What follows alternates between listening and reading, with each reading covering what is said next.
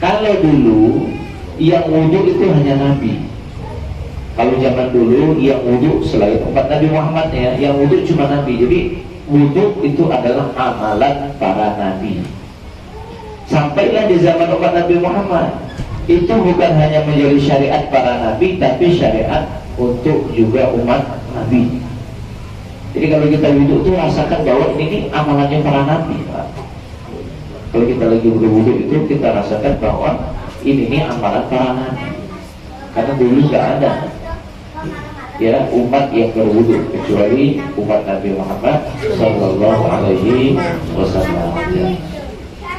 Allah Ta'ala berfirman, siapa Allah Ta'ala, ya ayyuhalladzina amanu, wahai orang-orang yang beriman, idza qumtum, apabila hendak mendirikan ila sholati, kepada sholat, fawsilu, maka basuhlah wujuhakum, wajah kalian. Ini dimulai dari anggota pertama, wajah. Wa aydiyakum, dan tangan kalian, ilal marafiqi, sampai siku. Jadi siku termasuk ya. Wamsahu biru'usikum, dan usaplah kepala kalian. Kalau wajah, tangan dibasuh. Basuh itu kayak mana? Air itu ngalir. Jadi sekarang Pak, ada pemahaman ya, kita tengok di YouTube, di internet, katanya wudhu itu boleh dengan semprotan. Jadi kita pakai semprotan, semprot wajah, semprot tangan, itu bisa boleh, kata mereka. Ini menyalahi Al-Quran. Allah Subhanahu Wa Taala katakan persilu, basuh itu apa? Ukuran air itu mengalir. Jadi kalau kita tuh memasukkan tangan kita ini air, berwudu, ukurannya air genang, ukuran air tergenang. Tak boleh cukup sekedar basah. Mungkin siapa tahu nanti kita lagi ziarah kemana, siahah itu jalan-jalan ke Kerinci, kebetulan di Kayu Allah lagi dingin. Lalu di situ kita malas nyentuh air, akhirnya basahi tangan, usap-usap ke wajah. Nah, awal sudah berwudu, itu salah. Jadi wudu itu harus dengan ada basuhan. Basuhan itu kayak mana? Dengan minimal air itu mengalir. Jadi kalau ibaratkan tangan itu ada genangan air genangan walaupun sedikit, lalu kita usapkan ke wajah, itu sudah dianggap membasuh. Ya, jadi ini yang wajib membasuh. Dan juga tangan dibasuh sampai siku. Jadi siku harus masuk. Betapa sering kami melihat kasus, Bapak Ibu, kasusnya orang berwudu, dia wudu gini-gini, Pak.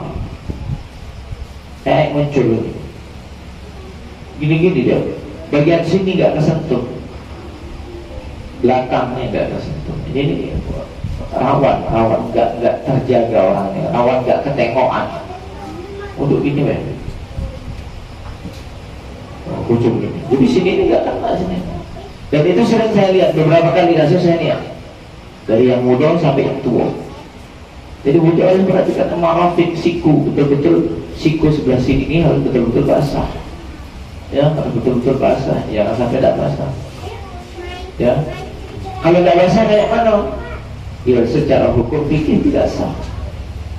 Ada seorang sahabat ya sholat, lalu Nabi melihat di tumitnya itu kering, nggak basah. Lalu Nabi ngomong, irji' fasalli fa innaka, oh balik lagi sholat lagi, ulang lagi wudunya, kau belum sholat. Sampai 3 kali ngulang-ulang, sampai Nabi Muhammad SAW ditanya sahabat, ya Rasulullah, saya nggak tahu.